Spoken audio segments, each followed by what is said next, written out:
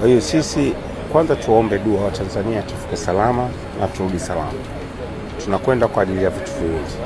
La kwanza kurudi na mashujaa wetu ambao wamefika fainali, lakini la pili kwenda kushangilia timu ya taifa ya vijana kwenye mchezo wa kesho.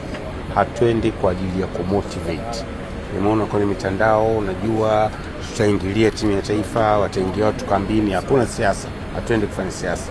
Tunakwenda kwa ajili ya jambo hili, kushangilia tu na kurudi na timu yetu. That's it.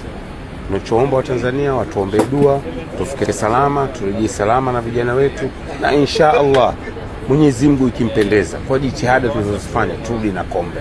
Hao ndio tunaomba wa Tanzania. Na sisitiza, hatuendi kufanya motivation kwenye camp ya timu ya taifa. Tunakwenda kusupport uwanjani, kushangilia, kutoa jasho letu jingi. Kwa hiyo hii iweke vizuri.